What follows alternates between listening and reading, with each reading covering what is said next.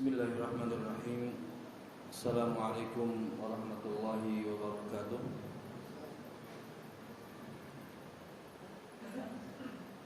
Alhamdulillah wassalatu wassalamu ala Rasulillah wa ala alihi wa ashabihi wa man wala. Wala haula wala quwwata illa billah. Allahumma anfa'na ma 'allamtana وعلمنا ما ينفعنا وزدنا علما واتقا وصلاحا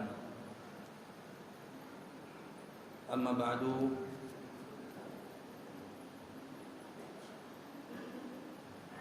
para ikhwah wal akhwat yang semoga dirahmati Allah Subhanahu wa taala. Alhamdulillah, kita bersyukur kepada Allah Subhanahu wa taala atas limpahan nikmat yang tidak hentinya diberikan kepada kita. Terlebih nikmat yang paling besar, nikmat Islam, nikmat hidayah, yang mana ini merupakan nikmat terbesar yang Allah berikan kepada kita.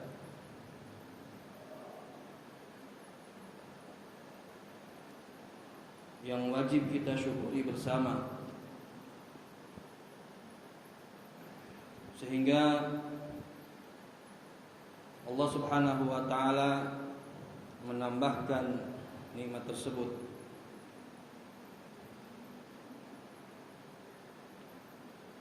Kita bayangkan dari triliunan manusia, umat manusia di muka bumi ini, hanya beberapa yang mendapatkan hidayatul Islam, memeluk agama Islam. Dari sekian orang-orang yang memeluk agama Islam, beberapa orang yang benar-benar ingin memperdalam, mempelajari Islam yang benar. Dari sekian orang-orang yang ingin mempelajari Islam yang benar, beberapa orang yang mengamalkannya. Maka semoga Allah Subhanahu wa taala setelah memberikan hidayah, taufik, hidayatul Islam, hidayatul iman kepada kita semua, Allah memberikan dan menambahkan nikmat berkelanjutan, yaitu rasa ingin dan terus kita diberikan keinginan untuk memperdalam agama Islam ini. Setelah diberikan nikmat tersebut, maka kita berusaha untuk mengamalkannya di keseharian kita. Hadirin wal hadirat yang semoga dirahmati Allah Subhanahu wa taala. Sebelum kita melanjutkan kajian kita, pembahasan kita dari kitab Umdatul Ahkam, karya tulis dari Al-Hafidh Taqiyuddin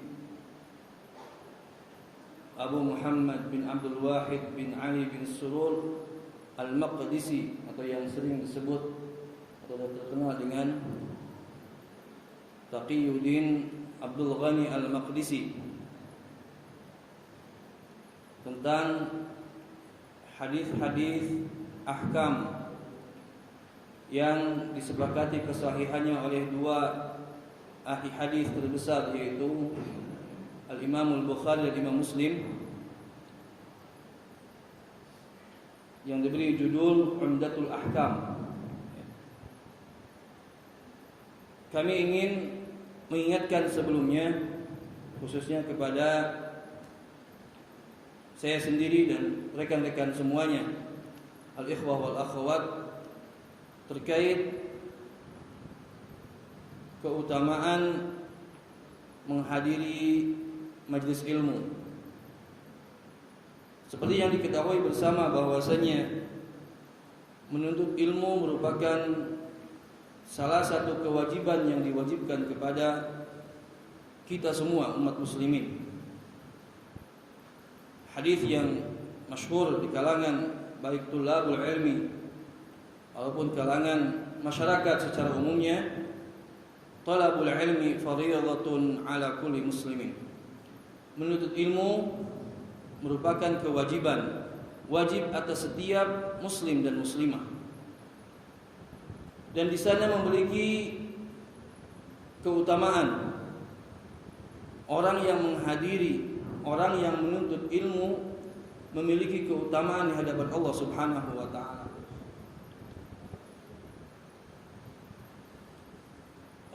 Bagi orang yang menuntut ilmu akan dimudahkan baginya jalan menuju surga. Man salaka tariqan yaltamisu fihi ilman. Dalam hadis lain, man salaka tariqan yatlubu fihi ilman yabtaghi fihi ilman sahalallahu lahu bihi tariqan ilal jannah. Barang siapa yang berjalan untuk menuntut ilmu, mencari jalan untuk menuntut ilmu, maka Allah akan mudahkan dengannya jalan menuju surga Allah Subhanahu wa taala. Hadis riwayat Ibnu Majah. Hadis yang lain terkait dengan keutamaan menghadiri majlis ilmu adalah hadis yang diriwayatkan oleh Imam Muslim. Majtama'a qaumun fi baitin min buyutillah yatluna kitaballah wa yatadarasunahu bainahum aw fima bainahum illa nazalat alaihimus sakinah wa ghashiyatuhumur rahmah wa haffathumul malaikah wa dzakarahumullahu fi man indah. Tidaklah berkumpul satu kaum di rumah Allah Subhanahu wa taala atau masjid, dibacakan di mereka kitabullah dan mereka saling mempelajarinya, kecuali turun kepada mereka as-sakinah, ketenangan. Ini keutamaan yang pertama dalam hadis ini. Ya, kalau yang tadi hadis yang pertama, Allah mudahkan bagi penuntut ilmu menuju ke surga Allah Subhanahu wa taala. Di hadis yang ini, keutamaan yang menuntut ilmu adalah turun kepada mereka as-sakinah, ketenangan. Bisa saja seseorang ketika diam di rumah dalam keadaan bingung, keadaan putus asa, gundah gulana, namun ketika dia datang ke majelis ilmu, menghadiri majelis ilmu, dan dia mendengarkan mau'izah al-ayat atau ayat-ayat Qur'aniyah atau ahadits yang menerangkan tentang qada dan qadar Allah, yang menerangkan tentang kehidupan di akhirat, yang menerangkan tentang nikmat surga, yang menerangkan tentang azab neraka, yang menerangkan tentang hak dan halal, kemudian dia menjadi tenang karena dia yakin, karena dia faham. Dan itu janji Nabi SAW akan turun kepadanya ketenangan. Nazalat alaihimus sakinah wa ghashiyatuhumur rahmah. Keutamaan yang kedua, akan meliputinya kasih sayang Allah Subhanahu wa taala. Rahmatullah kasih sayang Allah Subhanahu wa taala akan diberikan kepada orang-orang yang menghadiri, kepada orang-orang yang menuntut ilmu, yang menghadiri majelis ilmu. Kemudian tidak cukup di situ, wa haffathumul malaika, dan para malaikat hadir berkumpul mengelilingi orang-orang yang sedang menuntut ilmu. Dan ini merupakan keutamaan yang sangat besar para ikhwah wal akhwat. Ketika seseorang memaksakan dirinya untuk datang ke majelis ilmu, sampai para malaikat sekalipun datang menghadiri dan mengelilingi orang-orang yang sedang menuntut ilmu. Bahkan dalam hadis yang lain, wa innal malaikata la tadau ajrihataha ridan li talibil ilmi. Sesungguhnya para malaikat meletakkan sayap-sayapnya, dibentangkan sayap-sayapnya dalam apa? Menaungi para tulabul ilmi, para penuntut ilmu, karena dia ridho dengan apa yang diperbuat oleh penuntut ilmu tersebut.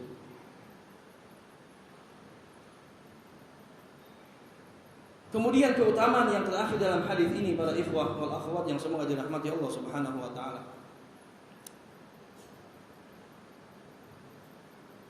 Nabi sallallahu alaihi wasallam mengakhiri dalam hadisnya, dalam sabdanya, wa dzakarahumullahu fi man indah. Allah Subhanahu wa taala sebutkan nama-nama yang hadir di majlis ilmi di depan makhluk yang mulia, itu para malaikat. Subhanallahil azim.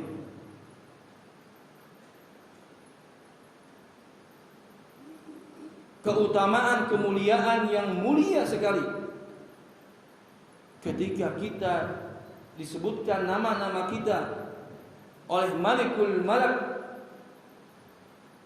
Raja di Raja, Allah Subhanahu wa taala yang menciptakan dunia seisinya, yang menciptakan seluruh makhluk. Allah sebutkan nama-nama tersebut. Di siapa? Di hadapan makhluk yang mulia, yaitu para malaikat. Para akhwat, para ikhwah wal akhwat yang semoga dirahmati Allah Subhanahu wa taala. Kalau kita bayangkan nama kita disebut oleh presiden, di depan siapa? Di depan menterinya. Jangan presiden, bupati misalnya, yang di bawahnya, nama kita disebutkan oleh beliau di depan para pembesar-pembesarnya. Bukankah itu merupakan kemuliaan bagi kita? Bukankah itu sebuah kehormatan bagi kita? Dan ini kemuliaan di atas kemuliaan ketika nama kita disebutkan oleh Allah Subhanahu wa taala. Nama-nama orang-orang yang duduk di majelis ilmi disebutkan oleh Allah Subhanahu wa taala di depan siapa? Di depan makhluk yang mulia. Ini merupakan kemuliaan yang terbesar. Maka para ikhwah sekalian, saya nasihatkan kepada saya sendiri, wabil khusus dan umumnya kepada jamaah, kepada ikhwah dan akhwat sekalian, momen seperti ini, waktu yang berbahagia, yang mulia ini digunakan untuk, atau kesempatan ini kita gunakan sebaik-baiknya. Jarang kita dipaksa atau diberikan waktu untuk bisa duduk di majelis ilmi, yang mana majelis ilmi ini seperti yang dikatakan oleh Ibnu Mas'ud, raudhatun min riyadil jannah, taman-taman di surga yang ada di muka bumi ini. Tempat yang mulia, yang mana harus kita memberikan perhatian lebih kepada waktu thalabul ilmi ini.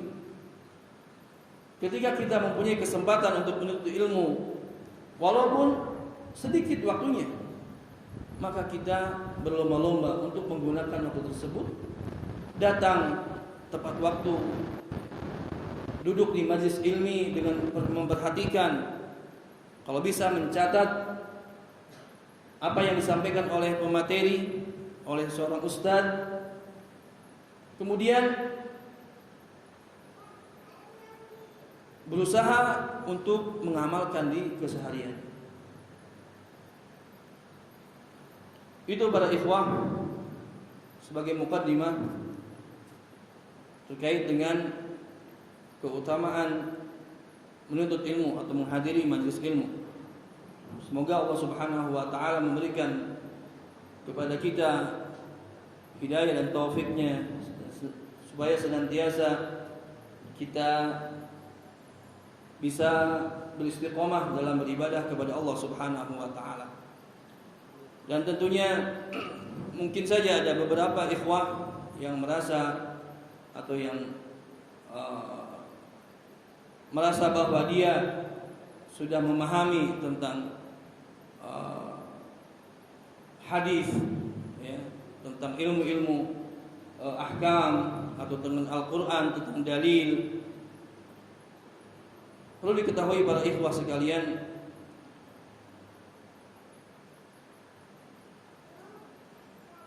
terkadang kita menemukan sesuatu di kali atau di sungai apa yang tidak ditemukan di lautan. Qad najid ma la najidu fil bahr, qad najidu fil nahar ma la najidu fil bahr. Terkadang kita menemukan sesuatu yang berharga di sungai, apa yang tidak ditemukan atau yang tidak terdapat di lautan. Dan ini menunjukkan bahwasanya ilmu Allah sangat luas sekali. Tidak ada seorang pun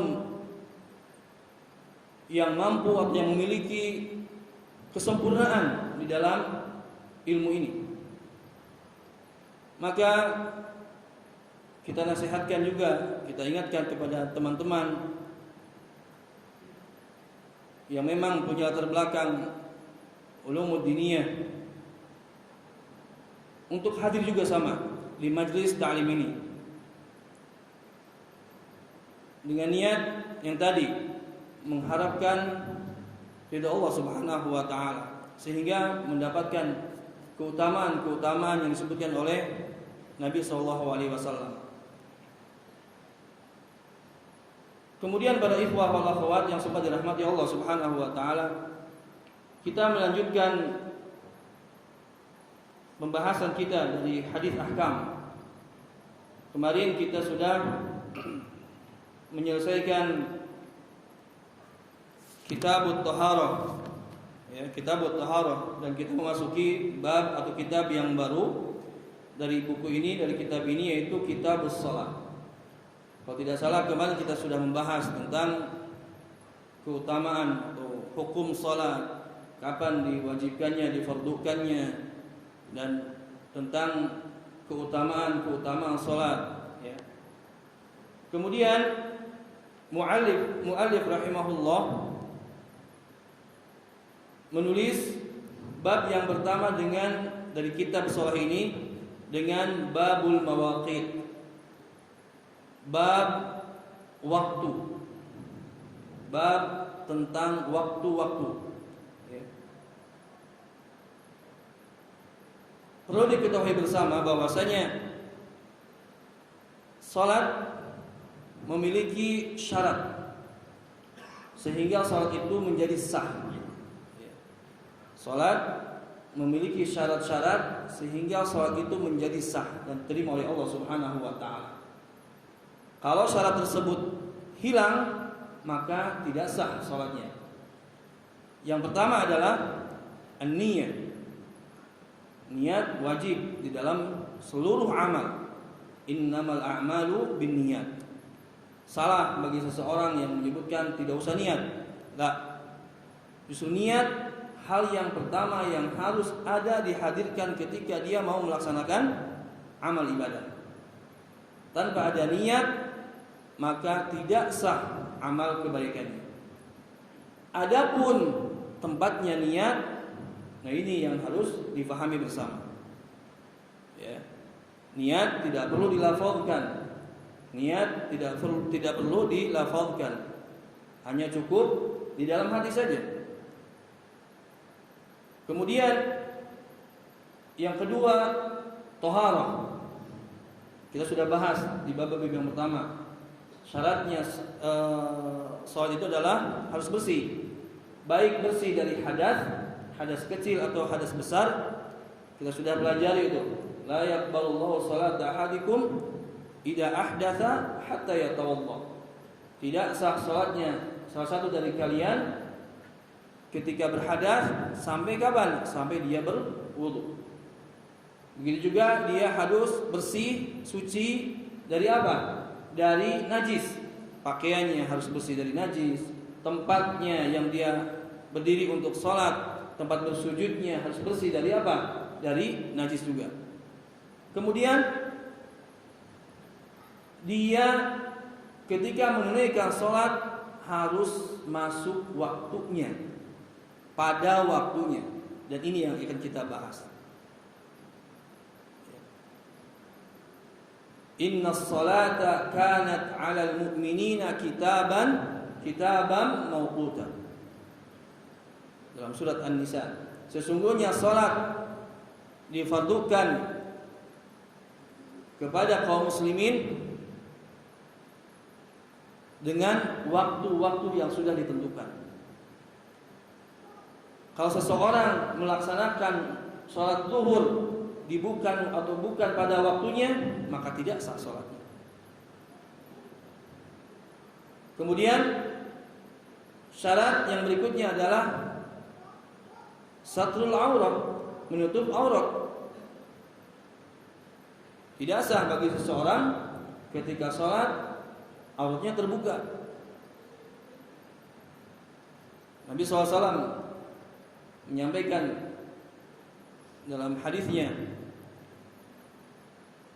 la yaqbalu salata haidin illa bihimar.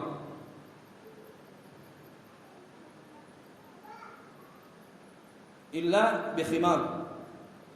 Tidaklah sah salatnya orang yang sudah haid, bukan orang yang sedang haid ya. Orang yang sudah haid, perempuan yang sudah haid berarti sudah balik. Illa bikhimar, kecuali dia menutup auratnya dengan penutup, dengan khimar. Dan ini menunjukkan bahwasanya menutup aurat merupakan syarat sahnya salat. Kemudian syarat yang terakhir, menghadap kiblat. Fawalli wajhaka syatral masjidil haram. Maka palingkanlah wajahmu kepada Masjidil Haram, yang di situ ada Ka'bah. Fa aina ma tuwallu wujuhakum syatra. Dimanapun kalian berada, maka palingkanlah wajah kalian kepada Masjidil Haram. Dan ini menunjukkan bahwasanya menghadap kiblat merupakan syarat dari sahnya salat. Nah, dukhul waktu salat, memasuki waktu salat, mengetahui waktu-waktu salat atau salat pada waktu-waktu yang telah ditentukan merupakan syarat sahnya salat. Nah, di sini muallif rahimahullah membuat bab yang pertama, meletakkan bab yang pertama dengan babul mawaqit. Bab yang menjelaskan tentang waktu-waktu salat. Kalau di zaman sekarang kita sudah ada jadwal, bahkan sudah ada jadwal abadi, ya. Kita sudah ada jam, kemudian kalender atau jadwal waktu sholat. Kita sangat mudah. Kalau di zaman dulu tidak.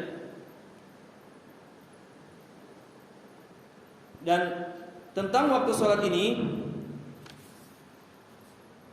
hadis yang panjang dari Jabir bin Abdullah yang diriwayatkan oleh Imam At-Tirmidzi dan An-Nasa'i. Saya bacakan artinya saja. Telah menceritakan kepada kami Jabir bin Abdullah, dia berkata, Jibril alaihi salam datang kepada Rasulullah sallallahu alaihi wasallam ketika matahari condong ke barat. Dia berkata, wahai Muhammad, bangkitlah dan tegakkanlah salat. Lalu beliau salat zuhur ketika matahari condong ke barat. Kemudian dia menetap hingga tatkala bayangan seseorang seperti aslinya. Apa maksudnya?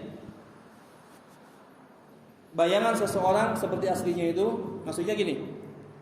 Kalau di sini matahari,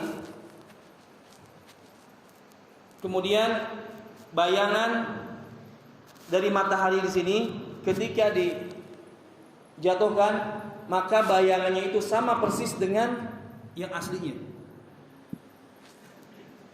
Nah, itu maksudnya. Lalu beliau salat zuhur ketika matahari condong ke barat, kemudian dia menetap hingga tatkala bayangan seseorang seperti aslinya. Tatkala bayangan seseorang seperti aslinya. Jadi panjangnya bayangan seperti aslinya. Dia datang pada waktu asar, lantas berkata, wahai Muhammad, bangkitlah dan tegakkanlah salat. Lalu beliau salat asar. Kemudian dia menetap, yaitu Jibril alaihissalam. Ia datang lagi ketika matahari telah terbenam dan berkata, bangkitlah dan tegakkan salat maghrib. Lalu beliau salat maghrib ketika matahari terbenam. Kemudian dia menetap dan tatkala awan merah hilang, Jibril datang dan berkata, bangkitlah dan tegakkanlah salat isya. Lalu beliau salat isya, dan saat fajar terbit pada waktu pagi dia berkata, bangkitlah dan tegakkanlah salat. Lalu beliau pun salat subuh. Ini hari pertama. Hari kedua, kemudian besoknya dia datang ketika bayangan seseorang sama seperti aslinya dan berkata, wahai Muhammad, bangkitlah dan tegakkan salat. Lalu beliau salat zuhur. Jadi kalau yang pertama, ketiga apa?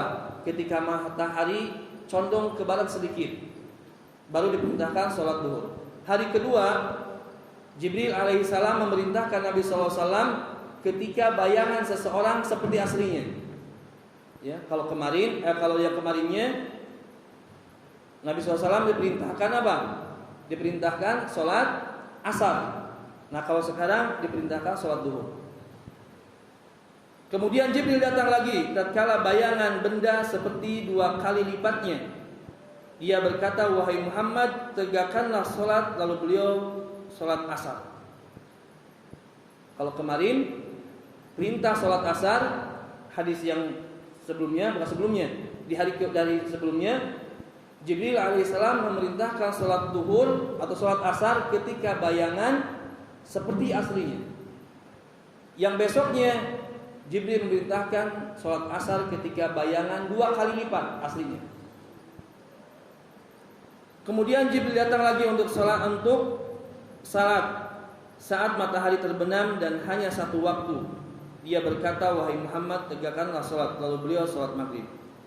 Nah, adapun salat maghrib sama, diperintahkannya ketika matahari terbenam.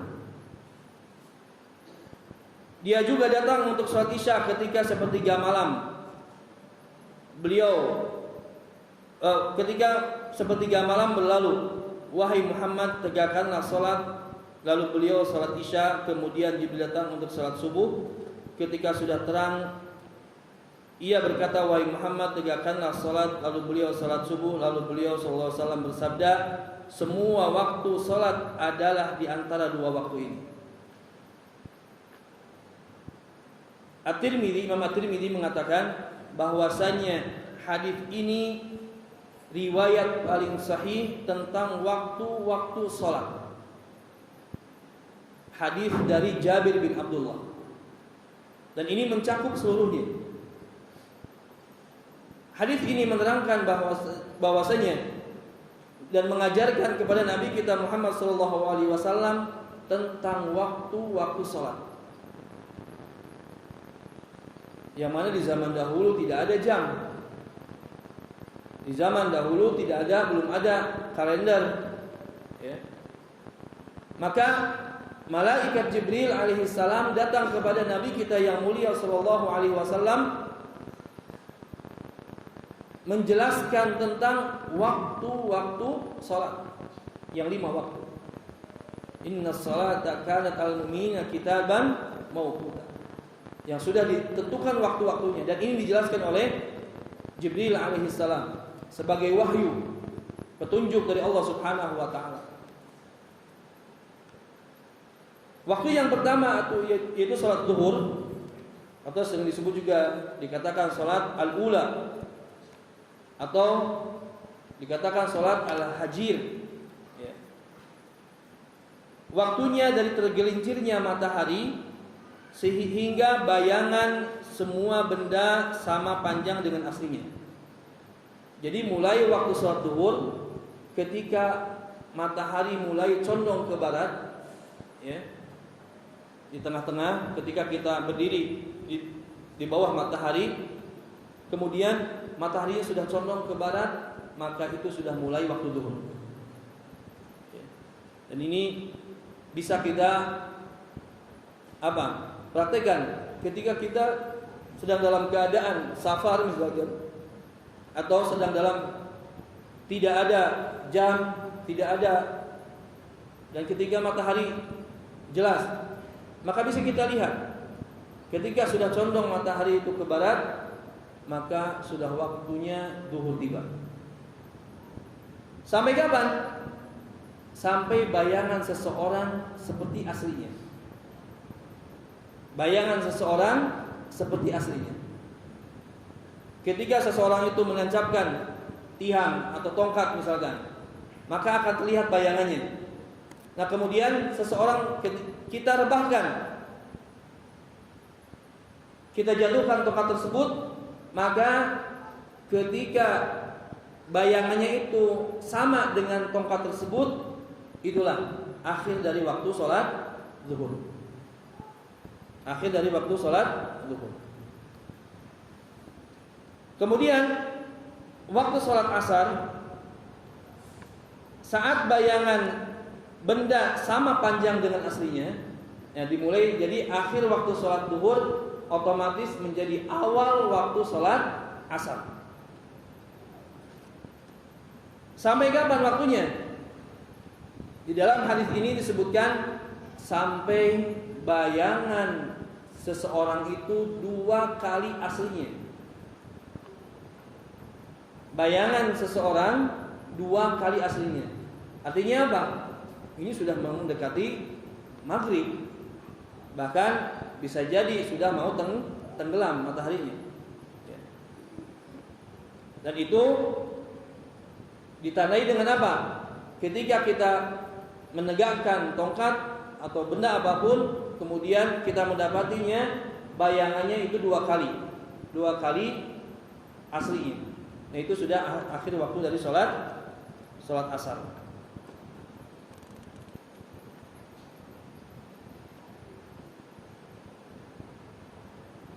Kemudian sholat maghrib. Sholat maghrib waktunya dari terbenamnya matahari sampai kapan? Sampai hilangnya awan merah. Jadi ketika matahari terbenam dan itu sudah masuk waktu maghrib, kita sering melihat kalau suasananya atau ketika terang ya, kemarau, kalau musim tidak hujan, kita bisa melihat ada namanya awan merah, kemerah-merahan. Awan kemerah-merahan. Nah, ketika awan kemerah-merahan itu hasil dari pantulan matahari hilang, maka itu sudah masuk waktu sholat Isya dan berakhirlah waktu salat maghrib. Ya. Dan di sini bahkan para ulama Asy-Syafi'iyah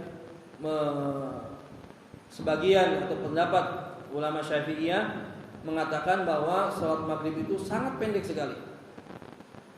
Waktunya itu hanya wudu, kemudian salat, ya, wudu, salat 5 rakaat. Sebagian pendapatnya, jadi sangat pendek sekali. Ya.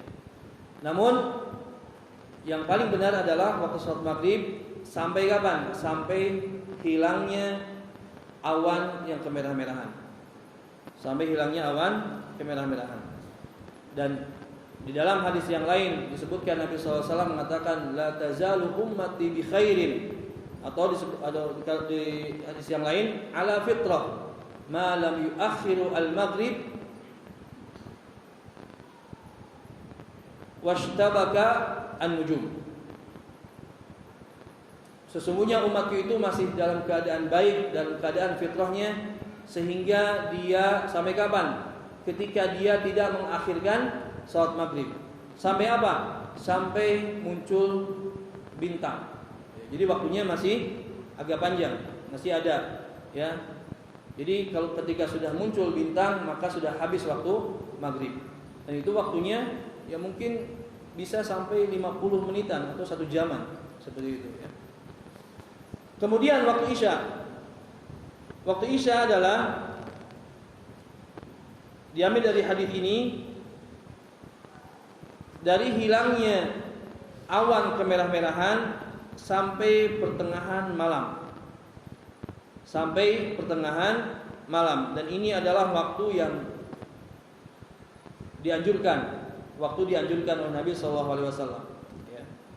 Jadi waktunya Isya itu dari mulai tenggelamnya atau mulai hilangnya awan kemerah-merahan sampai pertengahan malam. Kemudian waktu subuh. Waktu subuh adalah mulai terbitnya fajar hingga terbitnya matahari.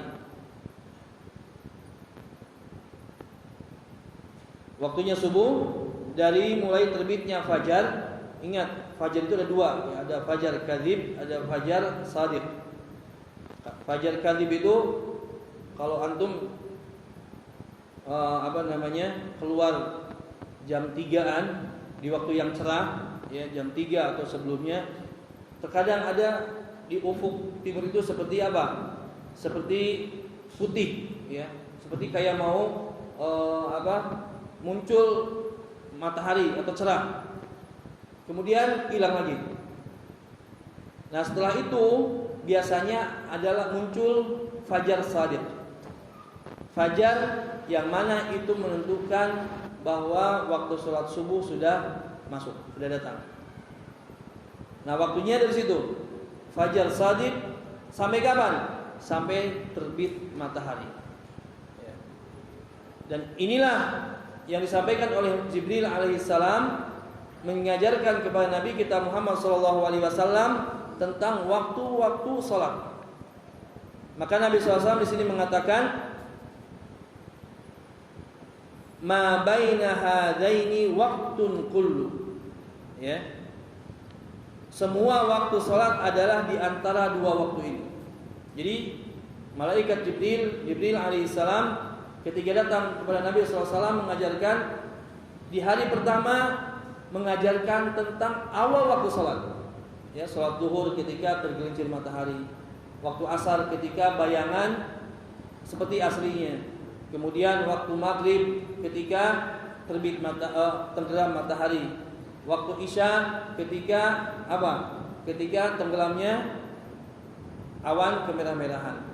Ketika atau waktu subuh ketika terbit fajar shadiq. Di hari kedua menerangkan atau mengajarkan kepada Nabi kita Muhammad SAW tentang waktu akhirnya. Di hari kedua Jibril AS mengajarkan waktu zuhur adalah ketika bayangan seperti aslinya. Dan itu waktu yang paling akhir. Waktu asar ketika bayangan seseorang 2 kali aslinya. Adapun maghrib mengajarkannya hanya satu. Ketika terbenamnya matahari. Maka di sini para ulama berbeda pendapat tentang waktu maghrib. Seperti tadi disampaikan. Dan paling rajih, paling sahih adalah waktunya sampai tenggelamnya awan kemerah-merahan. Begitu juga dengan waktu Isya. Nabi SAW diajarkan sholatnya di akhir, di pertengahan malam. Ya, dan itu waktu yang paling utama. Kemudian waktu subuh diajarkan atau diterangkan oleh Jibril alaihissalam tentang waktu subuh yang kedua adalah sampai ketika mulai terang. Mulai terang. Dan insyaallah taala kita akan membahas di hadis-hadis berikutnya tentang waktu-waktu secara terperinci di dalam kitab ini. Mungkin itu yang bisa disampaikan terkait dengan mawaqit atau muqaddimah dari mawaqit as-shalah, yang mana waktu-waktu salat merupakan syarat sahnya salat. Ya, kita semua wajib tahu tentang syarat sahnya salat. Cukup sekian. Subhanakallahumma bihamdik asyhadu an la ilaha illa anta astaghfiruka wa atubu ilaik. Assalamualaikum warahmatullahi wabarakatuh.